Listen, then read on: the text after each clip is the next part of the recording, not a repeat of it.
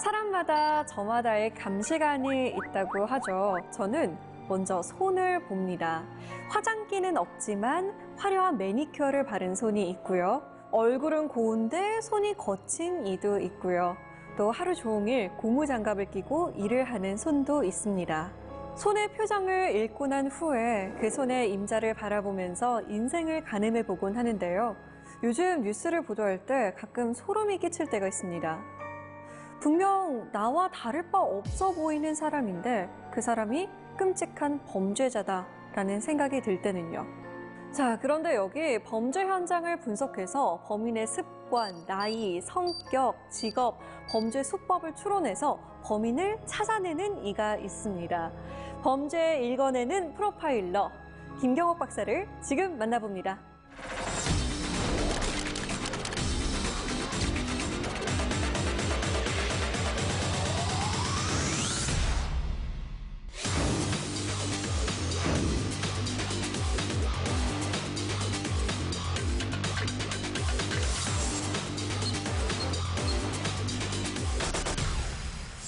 네, 안녕하세요. 네.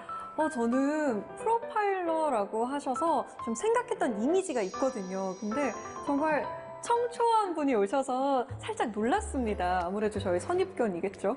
네, 그냥 평범한 그런 이미지고요. 아무래도 용의자들이 취조만 받다가 이렇게 다른 차원의 접근을 하는 그런 프로파일러들을 만나면 좀 더 마음을 열고 얘기를 나누기도 합니다. 아, 근데 이런 얘기 안 들어보셨어요? 이야기 나눌 때 약간 내가 뭐 잘못한 거 없는데 잘못한 것 같기도 하고 약간 마음이 불안해지는 게 있는 것 같아요. 아무래도 프로파일러가 나를 좀 꿰뚫어보지 않을까라는 생각을 하게 되는 것 같아요.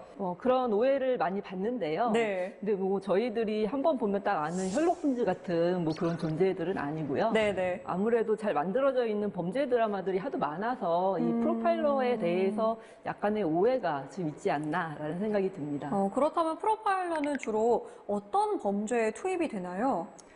통상적으로는 상식적으로 좀 이해가 하기 어려운 그러한 사건들, 뭐 연쇄성 사건, 뭐 연쇄살인이라든가 연쇄강간, 혹은 이상동기 범죄, 뭐 묻지마 범죄도 거기에 해당이 될 수가 있고요. 그러한 사건들에 투입이 됩니다. 자, 그러면 그들은 왜 범죄자가 되었는지, 대체 문제는 어디서부터 시작이 되었는지 우리 김경옥 박사의 프로파일링 노트를 한번 엿봐야겠습니다. 오늘 강연 잘 부탁드립니다. 감사합니다.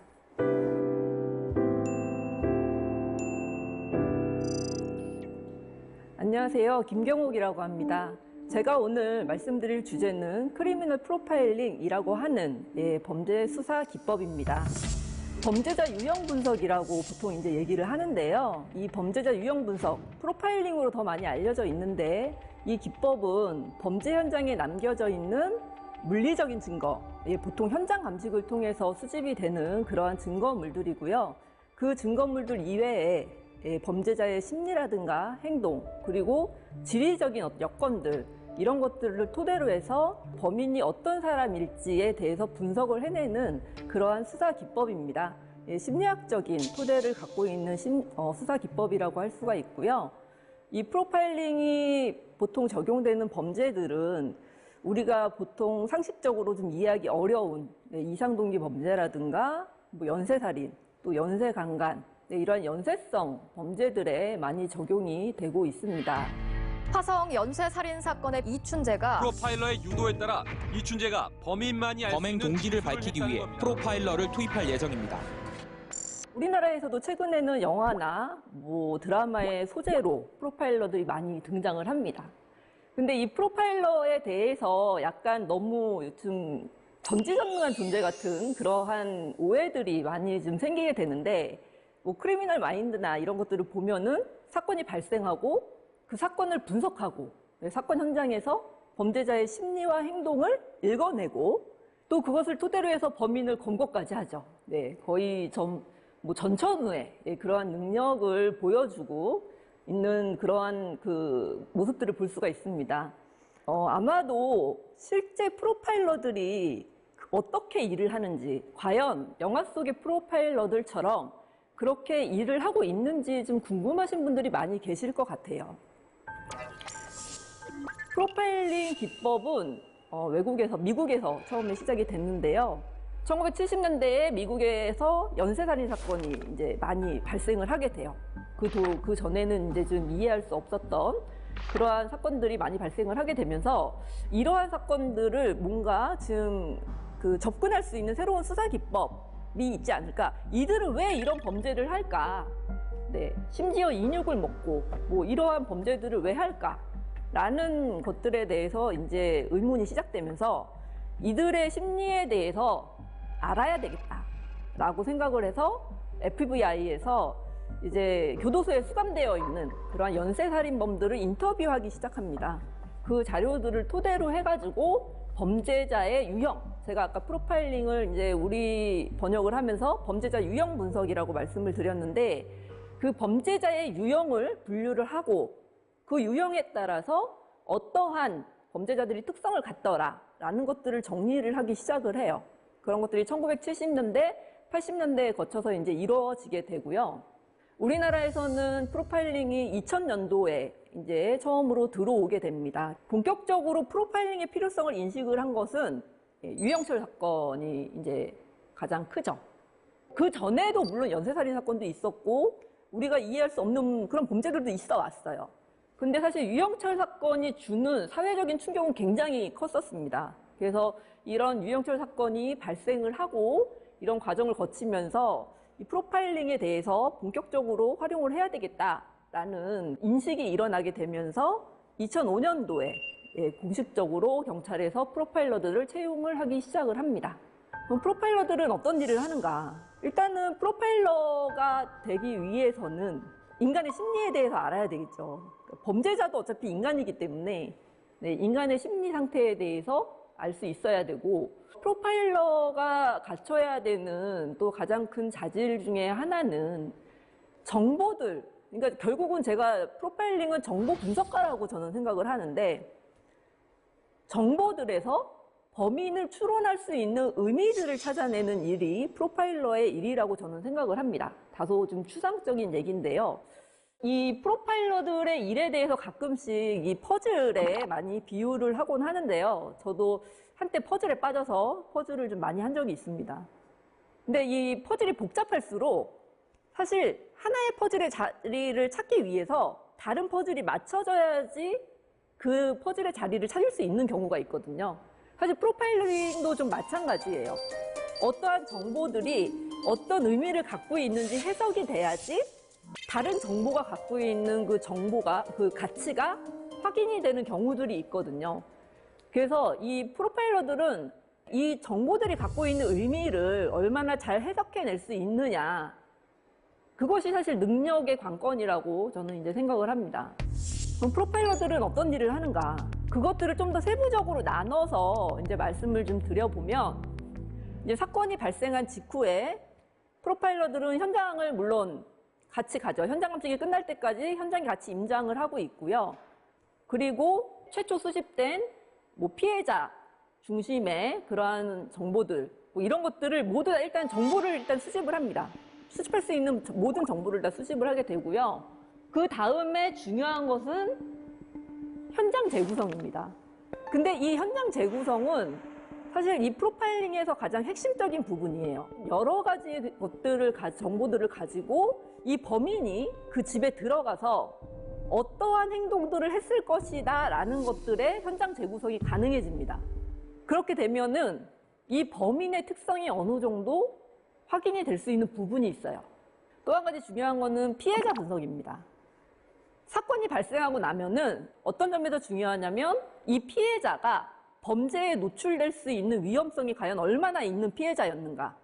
주변 지인 관계, 아니면 뭐 원한 관계가 있는지, 뭐 아니면 이 사람의 어떤 생활 스타일이 범죄에 노출될 위험성이 있는지, 뭐 이러한 부분들 때문에 피해자의 어떤 범죄에 노출될 위험성에 대해서 평가를 하게 돼요.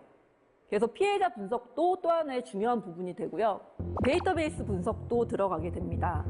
데이터베이스를 분석해서 이 사건과 유사한 사건이 있는지, 그리고 유사한 사건이 있다면 그 사건의 범인은 어떠한 특성을 가졌었는지, 이러한 것들의 분석이 가능해집니다. 그래서 데이터베이스 분석도 들어가게 되고요. 연계성 분석은 주로 이제 연쇄성 사건일 때 많이 이루어지는 그러한 분석인데 이 사건이 연쇄 범죄일지, 기존에 있는 미제 사건들 중에서 이것과 유사한 사건이 있는지, 혹은 뭐 검거된 사건 중에서 유사한 사건들이 있는지, 이제 보통은 이제 미제 사건들을 주로 많이 검토를 하죠. 이 범죄자가 보인 수법과 유사한 사건이 있는지를 찾아내게 됩니다. 그래서 그것이 여죄로 확인이 될 수 있는지, 이런 부분들을 분석을 하게 됩니다. 그것을 연계성 분석이라고 하고, 그 다음으로 이런 것들을 다 종합해서 범인은 어떠한 사람일 것이다 라고 종합 분석을 내리게 됩니다. 처음에는 범인의 상을 만들 수가 없죠. 그냥 정보들, 무수히 의미 없는 정보들이 있을 뿐입니다. 어떠한 정보들이 어떻게 연결이 되고 그것이 범인상으로 연결이 되는지, 그러한 분석을 하는 게 프로파일러들의 일이고요. 그것들을 통해서 좀 더 명확한 범인상을 제시를 하는 것이 프로파일러의 일이라고 볼 수 있겠습니다. 더 나아가서는 이제 수사의 방향성 같은 것들도 제시를 이제 수사팀에 해드리게 돼요. 이 종합 분석까지가 사건이 발생하고 나서 이제 하게 되는 프로파일러들의 그러한 업무 영역이고요, 역할이고요. 이 범죄자 인터뷰는 그 이후에 이제 범인이 검거가 됐을 때 그때 인터뷰 조사에 들어가게 되는 건데, 사실 범인이 검거가 됐을 때 프로파일러가 직접 조사에 들어가는 경우는 그렇게 많지 않습니다. 실제로 거의 이제 담당 형사팀에서 이제 조사를 하게 되고요. 얼마 전에 정말 우리나라의 최대의 미제 사건이었죠. 그 화성 연쇄살인 사건이 범인이 검거가 됐죠. 저도 사실 그 뉴스를 보면서 어떤 그 전율 같은 거를 사실 좀 느꼈어요. 그 사건은 언젠가 정말 프로파일러들에게는 정말 숙제와 같은 그러한 사건이라고 생각을 했거든요. 그래서 이 사건은 프로파일러들이 정말 관심을 가져야 되는 사건이지 않을까라는 생각을 이제 늘 했었는데, 결국은 이제 다른 루트를 통해서 범인이 이제 검거가 됐는데, 그 과정에서 이제 프로파일러가 투입이 되고, 그리고 여죄를 이렇게 확인해내는 과정에서 중요한 역할을 했다라는 것을 저도 이제 뉴스를 통해서 확인을 이제 했습니다. 8번째 화성 살인 사건을 자백한 이춘재로부터 유의미한 진술을 받아냈다고 밝혔습니다. 경찰은 프로파일러를 투입해 이춘재의 진술 의도를 분석하고 있습니다. 1988년 피해자 박모양이 살해될 당시 현장 모습이나 살해 방식 등에 대해 이춘재의 구체적인 진술을 확보한 것으로 풀이됩니다. 프로파일러들은 기존의 어떤 조사를 하는 것들과는 또 다른 접근으로 이제 범인들과 면담을 하게 되기 때문에 여러 가지 전략을 세우게 되고, 이러한 접근들이 아마 거기서 유용하게 좀 활용이 된 부분이 있지 않나라는 생각이 듭니다. 이제 보통 프로파일러들이 어떤 자질을 갖고 있어야 하는지에 대해서 이게 의문을 갖고 계시는 분들이 이제 많이 있는데, 저는 프로파일러는 오픈마인드여야 된다고 생각을 합니다. 일단 프로파일러가 어떠한 그 사고의 틀에 갇혀 있으면 범죄를 분석을 할 수가 없어요. 사람들은 보통 자신이 갖고 있는 인지적인 도식 내에서 사고를 하거든요. 근데 그 얘기는 뭐냐면, 프로파일러도 사람이죠, 똑같이. 그러니까 자신이 배우고 자신이 경험한 거, 그러한 어떤 틀이 있어요. 사고의 틀이 있어요. 근데 그 사고의 틀을 가지고서 사건을 분석하려고 하면은 분석을 할 수가 없어요.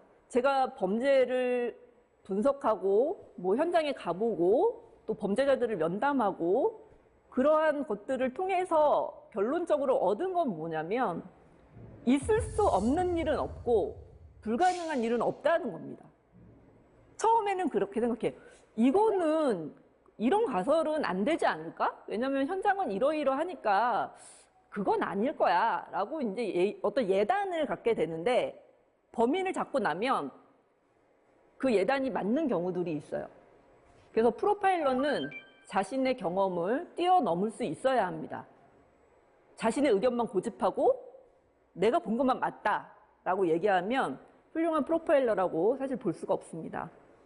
네, 이제는 제가 사건 파일에 대해서 이제 사건 파일을 열고 사건을 말씀드리려고 하는데요. 아마도 제가 보는 거와는 다른 관점에서 또 사건을 보시는 분들이 있으실 거예요. 그렇다면은 중요한 거는 그러한 생각이 과연 현장에서 얻어진 증거로 설명이 되는지, 논리적인 근거를 갖는지 네, 이런 부분들을 한번 생각을 좀 해보시면서 보시면 좋을 것 같습니다. 네, 첫 번째 사건, 이제 방이 2개가 있고요. 안방과 작은 방이 있습니다. 방에서 부부가 취침 중이고 또 2 자녀도 작은 방에서 취침 중입니다. 현관문은 잠겨 있고요. 베란다에는 거실 창문이 있습니다. 자녀들이 자고 있는 방 책상 위에는 이제 가막이라든가 지갑 이런 것들이 놓여져 있어요. 한 자정 전후에 온 가족이 잠자리에 들게 되었습니다. 네, 그날 밤에 어떤 일이 이 집안에 있었을까요?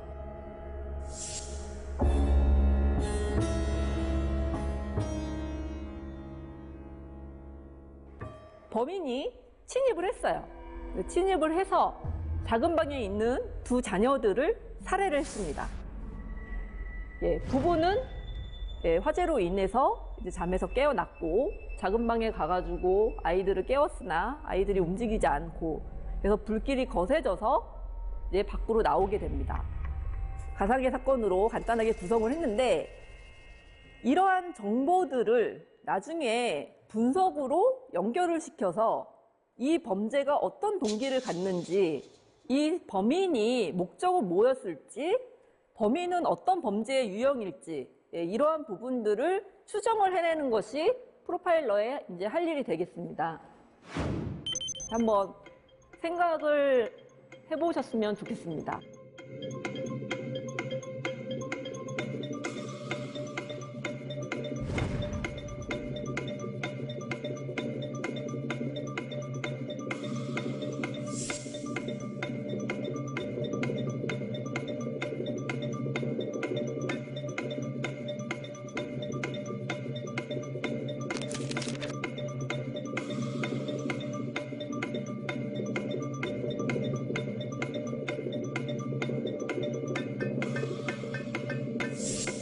네, 그러면은 이제 사건에 대해서 같이 살펴보도록 하겠습니다. 부부도 베란다 창문으로 탈출을 했어요.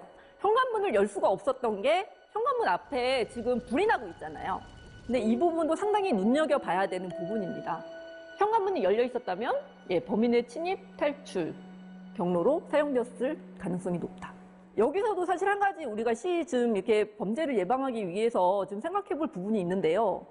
우리가 보통은 문을 다 시정을 잘하고 이제 생활을 한다고 생각을 하지만 생각보다 거실 창문 열어놓고 사시는 분들이 많아요. 근데 그게 범죄자들에게는 자신의 범행 대상을 선정하는 어떤 요인으로 작용을 한다는 겁니다. 다음으로 보면 2 자녀가 사망을 했습니다. 2 자녀에게만 범행을 했는데 사실 범죄자들이 성인을 특히 뭐 여성 남성이지만 성인을 2명을 다 제압해서 범행을 저지른다는 게 그들에게도 쉽지 않은 일이거든요. 상대적으로 제압하기 쉬운 딸들을 대상으로 범행을 했는데 이때 다른 방에서는 부부가 자고 있었다는 거죠. 그만큼 이 상황에 대해서 통제를 충분히 할 수 있는 능력을 갖고 있다는 그러한 의미입니다. 사실 범죄라는 게 범죄자에게도 굉장히 긴장이 높은 그러한 상황을 초래를 합니다. 그래서 처음 범행을 하는 사람 같은 경우에 예를 들어서 칼로 누군가를 찔렀다라고 하면은 굉장히 자기도 의식하지 못하는 사이에 굉장히 많이 찔러게 되는 그러한 현상을 보여주는 경우도 있거든요. 근데 이 범죄자 같은 경우는 지금 범행을 하는 데 있어서 불필요한 행동을 이 공간 안에서 하지를 않았어요. 그렇다는 것은 계획성도 높고 이러한 상황에 대해서 통제력도 높고 이렇게 긴장된 상황에서 자신의 감정을 컨트롤할 수 있는 능력도 충분히 갖고 있다라고 볼 수가 있는 것입니다. 그렇다면은 이 사건이 단 한 번만 있는 사건이 아닐 가능성이 일단 높아지게 되고요. 연쇄성 범죄일 가능성이 높아지게 됩니다. 그래서 피해자를 바로 살해를 한 것을 보면은 죄책감도 결여되어 있는 것으로 알 수가 있을 것 같아요. 일단은 불을 지르는 것은 범죄자들이 자신의 단서를 지우기 위해서, 범죄를 은폐하기 위해서 가장 많이 사용하는 방법입니다. 근데 이 범인은 현관문 앞에 불을 질렀어요. 그것은 자신의 범행을 은폐하는 것 플러스 피해자의 도주로를 차단하려고 하는 것. 도주라고 할 수는 없겠지만 피해자가 탈출하는 그러한 루트를 차단하려고 하는 2가지의 목적을 지니고 있다라고도 볼 수가 있겠습니다. 그래서 이러한 것들을 봤을 때 굉장히 잔인성이 있다라는 것들을 추론을 해낼 수가 있을 것 같습니다. 굉장히 완전 범죄에 대한 욕구가 높은 그러한 범죄자 유형입니다. 분실물이 없어요. 보통 침입을 해서 보는 것이 금품 같은 거, 강도의 목적이면 당연히 없어지는 게 있어야 되겠죠. 이 집에서는 없어진 게 아무것도 없었습니다. 그렇다면은 살인 자체가 목적인 가능성이 굉장히 높게 되는 것입니다. 살인 자체가 동기라는 것은 이것은 이상동기 범죄에 속하게 돼요. 보통 우리가 범행의 동기로 얘기하는 것이 금품, 보복, 치정, 원한 뭐 이러한 것들이 사실 동기가 되거든요. 근데 살인이 동기라는 거는 이것은 보통의 범죄의 범주를 넘어섰다고 볼 수가 있습니다. 그래서 이러한 것들을 통해서 봤을 때 이 사건은 세계적인 유형 그리고 쾌락주의적인 범죄 유형이라고 이제 볼 수가 있겠습니다.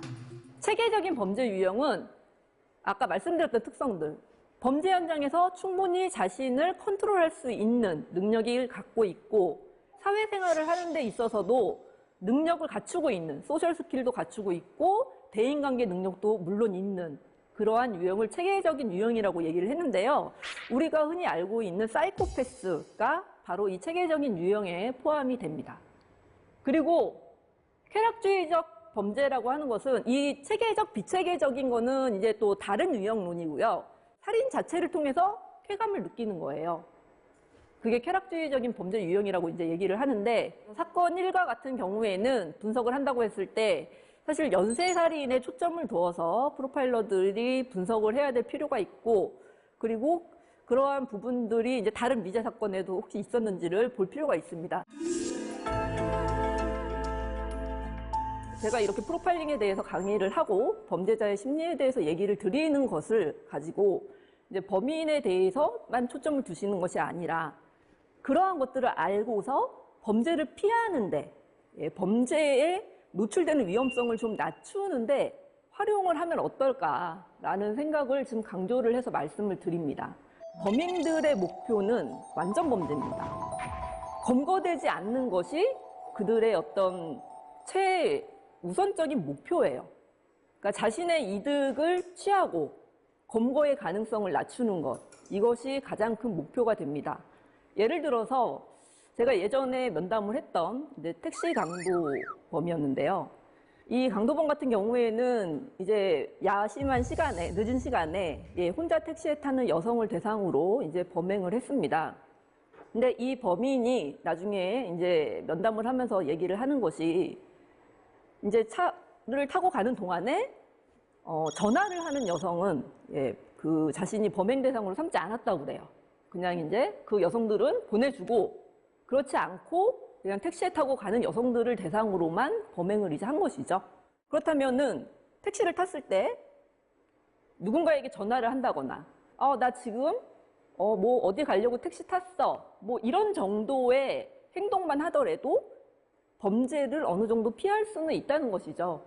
그래서 제가 강의를 드리면서 아주 작은 습관들, 그러니까 뭐 우리가 화재 예방을 하기 위해서 가스밸브를 잠그고 집 밖에 나갈 때는 한 번씩 다 확인을 하시잖아요. 이런 것들은 우리가 너무 기본적으로 갖고 있는 이제 습관들인데 범죄자에 대해서 우리가 그냥 알고 끝나는 것이 아니라 그런 범죄들을 예방하기 위한 작은 습관들을 좀 만드는데 이러한 그 정보들을 좀 활용을 했으면 좋겠다라는 생각을 갖고 있습니다.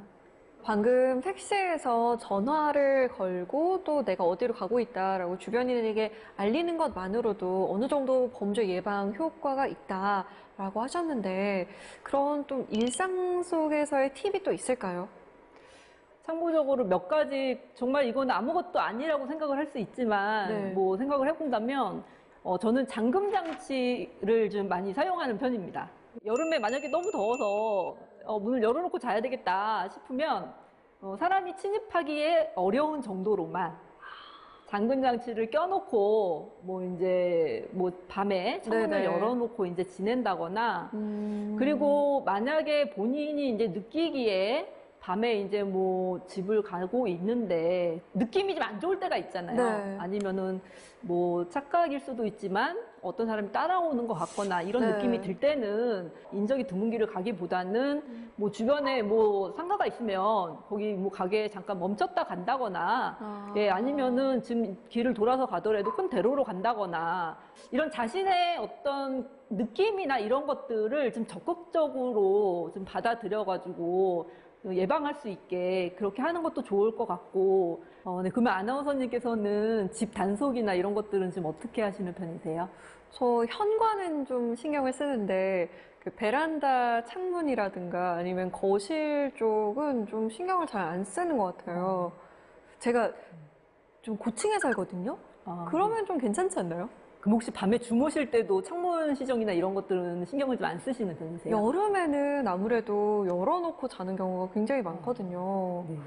고층이어도 문제가 되는 건가요? 고층 같은 경우에는 사실 어떤 강도나 뭐 네네. 이러한 범행의 위험성은 좀 낮을 수 있는데요.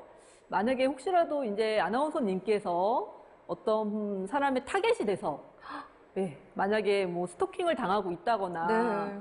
뭐 그러한 대상이 되고 있다면 이제 그 범인이 이제 뭐 아나운서님 집에 이제 가기 위해서 어떤 위험을 감수하고도 사실 침입을 할 수 있는 여지는 있을 수 있을 것 같습니다. 고층에 살아도 주의를 해야 하는군요. 네, 항상 신경을 쓰는 게 좋을 것 같아요. 그러니까 전혀 이 범죄라는 게 이제 어떤 상황에서 어떻게 일어날지를 가늠할 수가 없기 때문에 물론 그것 때문에 너무 불안해하실 필요는 없지만 예, 이제 여름철 같은 때에 이제 주무실 때는 조금 주의를 기울이시는 것도 나쁘지는 않을 것 같습니다. 근데 사실은 우리가 일상에서 하는 행동들인데 그런 것들이 설마 뭐 안 해도 되겠지라는 그런 생각으로 그냥 넘어가다가 범죄에 피해를 당하게 되는 경우들이 있는 거거든요. 네. 그래서 이미 하시고 있는 행동들이 있다면 예, 그런 것들을 좀 더 적극적으로 습관화하는 예, 그러한 태도를 좀 가지시는 게 좋을 것 같습니다.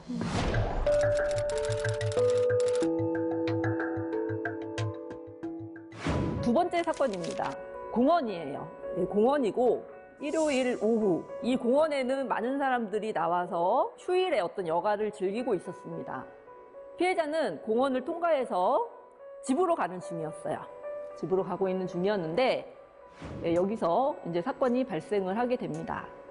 그 골목 내에서 칼로 이제 상해를 입고 그리고 피해자는 사망을 하였습니다. 이 사건은 사실 현장 감식을 나가서 수집할 수 있는 증거가 없어요. 피해자가 있었던 곳에 혈흔이 그냥 흘려져 있는 것 외에는 수집할 수 있는 증거가 없습니다. 그럼에도 불구하고 현장 감식 요원들은 주변에서 혹시 범인의 것으로 추정할 수 있는 물건이 있을지 그런 것들을 굉장히 정교하게 주변을 탐문을 합니다. 특히 범인들 같은 경우에 이제 범행을 하고 이제 범행 도구를 주변에 버리는 경우들이 있어요. 그 범인 뭐 칼 같은 것들을 버리는 경우들이 있기 때문에 예, 굉장히 디테일하게 감식을 하지만 사실 이런 사건 같은 경우에는 정보 어떤 그 현장 감식을 통해서 얻을 수 있는 게 없습니다. 공원에 그렇게 많은 사람들이 있었어도 공원에서 뭔가를 목격한 사람은 없어요. 단 CCTV가 작동하고 있었다는 건 그나마 다행이죠. 한 명의 남자가 골목 반대로 뛰어나오는 모습이 촬영이 됐습니다. 근데 얼굴이 안 찍혀요. 정말 애석하게도 그러니까 이 사건은 다른 증거가 없어요. 그렇다면은 이 사건을 어떻게 분석해야 될까요?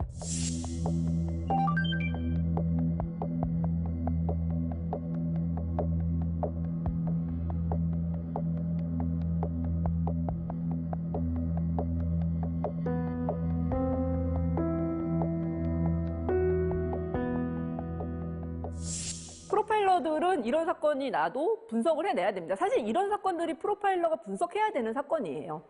이 사건은 사실 통상적으로 합리적인 판단을 하는 범죄자라면 굉장히 부적절한 사건이에요. 말씀드렸다시피 범인들은 자신의 검거 가능성을 낮추고 완전 범죄를 하려고 하거든요.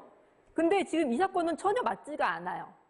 물론 골목 안에 다른 사람이 없었다 할지라도 언제라도 목격될 수가 있기 때문에 이것은 사실 범죄로 치면은 굉장히 부적절한 장소와 부적절한 시간대를 선택해서 범행을 한 것으로 볼 수가 있습니다.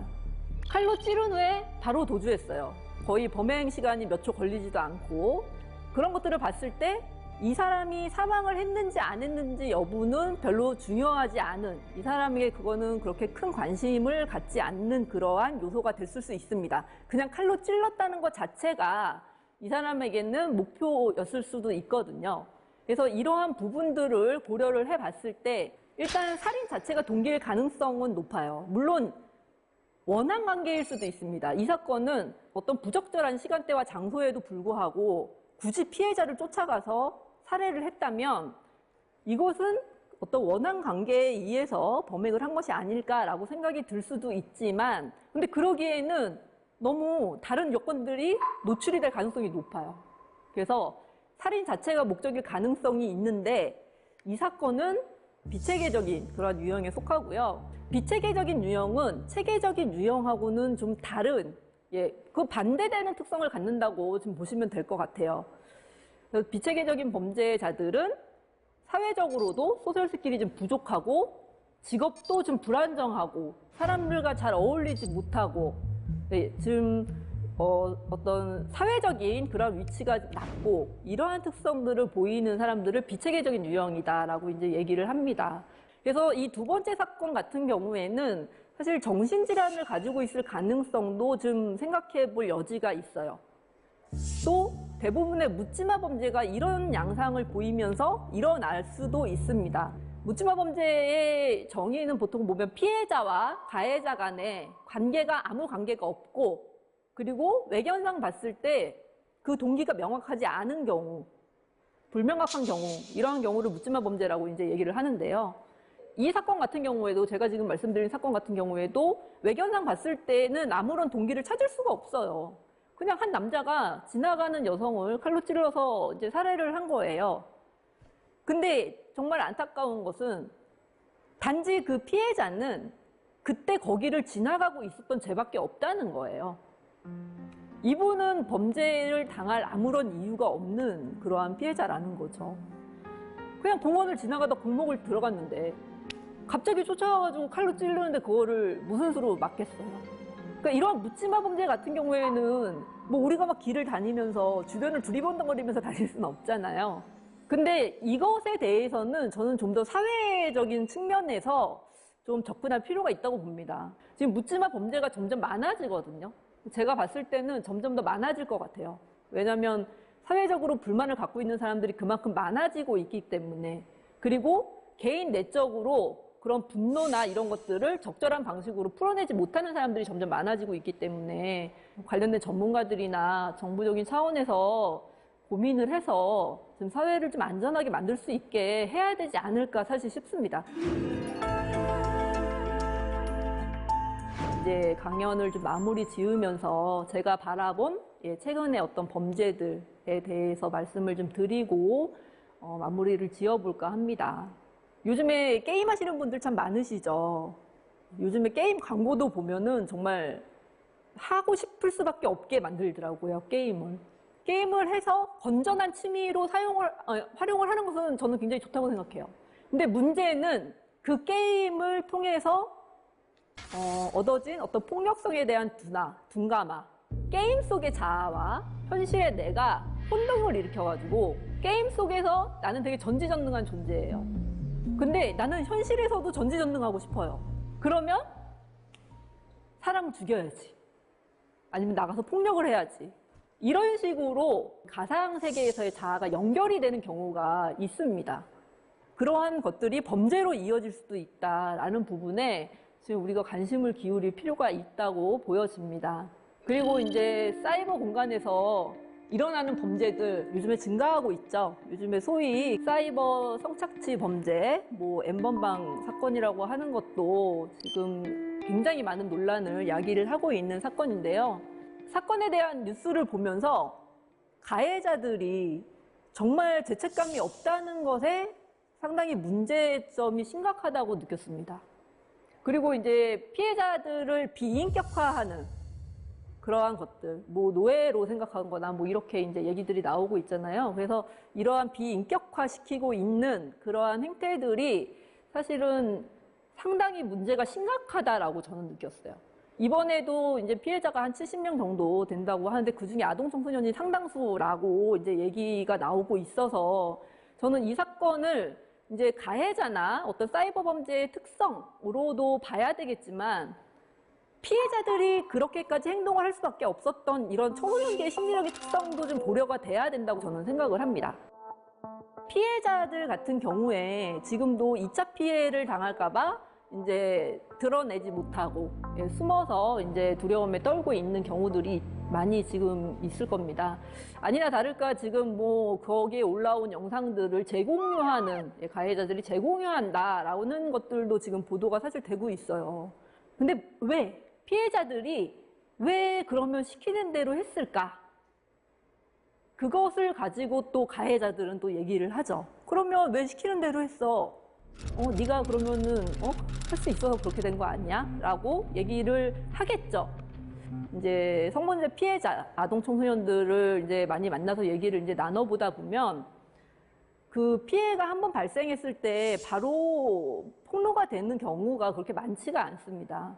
보통은 피해가 좀 지속이 된 다음에 그 피해들이 나중에 어떤 경로를 거쳐서 이제 폭로가 돼요. 근데 본인의 자의에 의해서 폭로가 되는 경우는 또 상대적으로 좀 적거든요.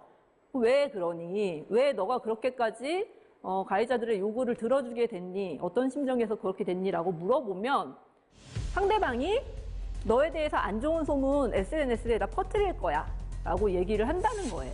근데 이 피해자들이 그래 퍼뜨려 그렇게 할 수가 없는 게 이 청소년들은 이 청소년기의 특성이 있는데요. 또래 문화가 굉장히 중요합니다. 제가 만나봤을 때 이 또래들한테 자기가 어떻게 인식되는지를 굉장히 중요하게 생각해요. 또래 문화가 있고 그리고 자신의 일은 가급적이면은 자기가 처리하려고 하는 그러한 경향을 보이고 있어요. 뭐 부모님한테 의지하려고 하질 않아요. 잘 문제가 생겼을 때. 그리고 또 한 가지는 약간 흑백 논리의 극단적인 사고도 좀 가지고 있어요. 그렇기 때문에 어떤 문제가 생기면 이것을 쉽게 폭로를 해서 도움을 받으려고 하질 않아요. 청소년들 같은 경우에는. 거의 이 친구들에게 가해자가 SNS에 너가 한 거 퍼뜨릴 거야 라는 것은 이 피해자들에게는 거의 사이버상의 사형 선고라고까지 볼 수가 있습니다. 아직까지 이제 재판 과정에서 성범죄 재판 과정에서 보면 청소년들은 거의 합리적인 사고가 가능한 존재로 지금 이렇게 많이들 다루려고 하시는 경향이 있어요. 근데 청소년들은 자신이 행동을 하고 그 행동의 결과가 어떤 것들을 초래할지 그런 것까지 다 통합적으로 사고를 해서 아직 판단하기에는 미숙한 존재거든요. 그러니까 청소년이기도 하고. 그래서 이번 사건에서 이제 피해자들에게 물론 2차 피해를 가하면 안 되지만 이 피해자들이 그렇게 할 수밖에 없었던 심리 상태라든가 또 그들이 처했던 상황들 이런 것들이 좀 적극적으로 반영이 돼서 좀 이해가 돼야 되지 않을까라는 생각에서 마지막으로 좀 말씀을 드려봤습니다. 네, 그래서 저는 3가지만 말씀을 드리고 이제 강연을 마칠까 합니다. 혼자 해결하려고 하지 말자. 나는 아닐 거야. 설마 혹시 라는 그러한 생각을 버리자. 범죄에 대해 아는 만큼 피할 수 있다. 네, 이 3가지를 좀 강조해서 말씀을 드리고 싶어요. 물론 정부와 전문가가 사회를 안전하게 만드는 것은 이제 그들의 몫이지만 내 자신을 스스로 내가 지킨다라는 생각도 이제는 가져야 할 때가 아닌가라는 생각을 합니다. 네, 이상으로 제 강연을 마치겠습니다.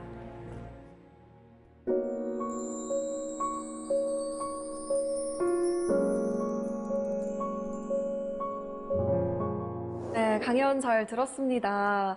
네, 저희가 범죄 소식을 늘 뉴스에서 접하긴 하지만 그거에 대해서 제대로 생각해 본 적은 없거든요. 좀 생각해 보고 공부도 해야겠다라는 생각이 들었어요. 네, 그 대부분은 이제 언론에서는 어떤 사건이 발생했다라는 정도로만 사실 보도가 이루어지고 있죠. 네. 근데 그 이면에 있는 내용들을 좀 더 관심을 가지고 보면은 나에게도 일어날 수 있다. 네, 우리 가까운 곳에도 일어날 수 있다라는 생각을 조금 더 갖는다면 개인적인 차원에서도 범죄를 예방하는 데 도움이 되지 않을까라고 생각을 합니다. 네. 네, 강연을 보면서 사사기 공동체 여러분도 궁금하신 점이 정말 많을 텐데요. 저희가 질문을 받아봤습니다. 네, 서울에서 이영화 씨의 사연입니다. 안녕하세요, 교수님. 프로파일러가 되려면 어떻게 준비를 해야 되는지 궁금합니다. 그리고 교수님이 생각하실 때 프로파일러의 가장 중요한 덕목은 뭐라고 생각하시나요? 네, 프로파일러는 어떻게 되는 건지 또 가장 중요한 덕목은 무엇인지 물어봐 주셨어요. 프로파일러는 프로파일러이면서 경찰관입니다. 그렇기 때문에 우선은 경찰관으로서 가져야 되는 그러한 그 요구되는 조건들이 있어요. 네. 뭐 신체적인 조건이라든가 아니면은 법률적인 지식이라든가 뭐 이러한 부분들이 있기 때문에 프로파일러가 되겠다라는 부분에만 너무 초점을 두지 마시고 일단 경찰관이라는 직업에 대해서 한번 생각을 해보시고 그리고 프로파일러가 갖춰야 될 덕목이라면 나의 경험을 뛰어넘는 그래서 다른 사람들의 경험들까지도 내가 받아들일 수 있게 그러한 어떤 덕목을 좀 가지고 프로파일러는 저는 사명감을 가지고서 일해야 되는 직업이라고 생각을 해요. 모든 경찰관들이 다 사명감을 가지고 일을 하시지만 프로파일러 같은 경우에는 단지 그냥 내가 직업, 그냥 일종의 직업만으로 생각하기보다는 범인의 검거에 일조를 해서 정말 억울하게 돌아가신 피해자들, 지금 원한을 풀어준다. 어떻게 보면은 달래줄 수 있는 그러한 사명감은 가지고 프로파일러가 되셨으면 좋겠습니다. 자, 두 번째 사연은 서울에서 임나윤 씨가 보내주셨습니다. 저도 사람들을 상담해주고 치료해주는 직업인데요. 사람의 마음을 여는 일이 쉽지는 않습니다. 프로파일러와 범죄자가 기싸움을 한다던데 범인의 마음을 여는 특별한 노하우가 있나요? 프로파일러들이 만나는 사람들은 범죄자잖아요. 사실은 일반적으로 만나서 대화하는 것이나 아니면 상담적인 치료 과정에서 만나는 대상자들하고는 사실 다릅니다. 그 사람들은 어찌됐든지 면담이든 조사 과정에서 본인에게 불리하게 될 얘기들은 안 하는 그러한 뭐 특성들이 있기 때문에 사실 그 마음을 열고서 정말 모든 얘기를 듣는 거를 일단은 기대하고 들어가기는 어렵고요. 근데 그럼에도 불구하고 이제 범죄자들과 그래도 대화를 나누는 어떤 접근 방법은 기본적으로는 그 범인과 면담을 하러 방을 들어가는 순간에 저 사람은 범죄자가 아니다. 사람이다. 네. 이러한 생각을 가지고 들어가서 이제 인격적인 존재로 대우를 하는 거죠. 범죄자들도 자신이 하고 싶은 얘기가 있거든요. 그래서 그러한 부분들을 이제 잘 들어주고 인격적인 존재로 대하면서 대화를 이끌어가는 것, 그것이지 않나 싶습니다. 근데 가끔은 막 분노가 막 휘몰아쳐서 통제하기도 어려울 때도 있을 것 같아요. 아, 그렇죠. 굉장히 면담을 하다 보면 양면적인 감정을 스스로 느낄 때도 있습니다. 왜냐하면은 면담을 하다 보면 범인이 뻔히 거짓말을 하고 있는 것이 느껴지거나 이제 본인한테 유리하게만 얘기를 한다는 것이 느껴질 때도 있거든요. 근데 이거 뭐 말씀드렸다시피 어떤 일반적인 대화 과정은 아니잖아요. 상대방은 범죄자고 저는 프로파일러고 그렇기 때문에 사실 목적성이 있는 인터뷰입니다. 목적성이 있는 면담이 되고요. 그래서 그럴 때도 이제 어찌됐든 그 사람이 얘기하는 거를 들어야 되기 때문에 그 사람의 얘기를 존중하면서 이제 듣게 되죠. 자, 다음 사연은 대전에서 김진태 씨의 사연입니다. 범인을 잡고 나서 최종 형량이 너무 낮게 선고되면 허탈하고 회의감이 들 것 같은데 어떤 때 자신의 일에 회의감을 느끼시나요? 아무래도 그 피해자들이 이제 생각이 날 때 이제 그런 회의감이 좀 많이 드는 것 같아요. 가끔 보면 이제 제가 담당했던 사건들, 내 피해자의 가족이 이제 어떻게 지내고 있는지가 언론에 이제 보도가 되는 경우들이 있어요. 근데 대부분 보면은 가정은 다 파탄이 나 있고, 근데 피해 어떤 그 보상이나 이런 부분들은 굉장히 약하고, 이미 이제 가족들은 뿔뿔이 다 흩어지거나 너무 힘들게 살고 있고, 네. 이제 이런 내용들을 이제 접할 때 상당히 마음이 아픕니다. 사실은 그렇게 해서 범인을 정말 어렵게 검거를 했는데 차라리 그에 대한 처벌이나 이런 거라도 좀 강하게 나오면 네. 피해자 가족에게도 그나마 조금 위로가 될 텐데, 예, 그렇지 않을 때는 사실 피해자를 생각하면 정말 마음이 아프죠. 예, 그렇게 생각을 할 때 이제 조금 이 프로파일링 일뿐만 아니라 네. 사실 우리나라의 어떤 형사사법 체계나 이런 부분에 대해서 좀 회의가 들 때가 있습니다. 네, 마지막 사연은 최혜지 씨가 서울에서 보내주셨습니다. 가끔 방송에서 강력범죄를 다룰 때 범죄 수법을 지나치게 자세히 묘사하거나 자극적으로 다루는 것을 볼 수 있는데, 교수님은 그런 강력범죄를 다루는 언론에 대해 어떻게 생각하세요? 이 질문은 저도 약간 따끔한데요. 어떻게 생각하시나요? 저는 범죄를 다루고 범죄자에 대해서 연구하는 사람으로서, 예, 상당히 우려되는 부분이 많이 있습니다. 왜냐면은 실제로 어떤 영화라든가 아니면은 언론에서 본 내용을 가지고 모방 범죄를 하는 경우들이 있거든요. 네. 범죄 현장에 밀가루를 뿌리고, 예, 영화에서 본 것대로 하는 경우들도 이제 있고요. 네.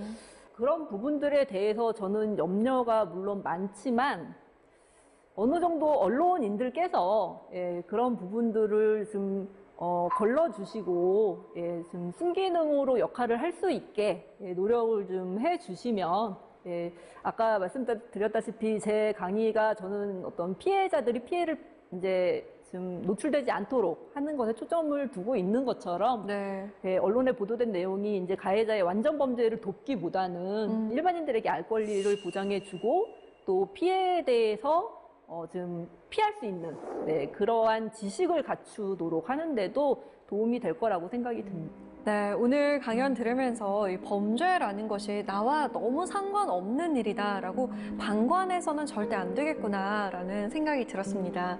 오늘 강연 정말 감사합니다. 감사합니다.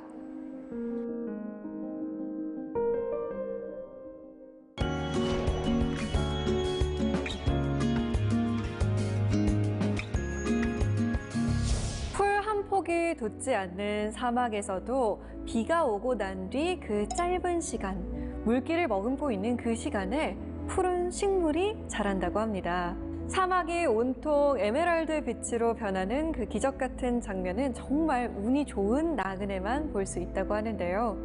마른 땅이 물기를 머금는 그 시간이 우리에게도 필요한 것 아닐까요? 사세계 공동체 스미다도 그 사막 같은 일상의 희망이 되길 바라봅니다.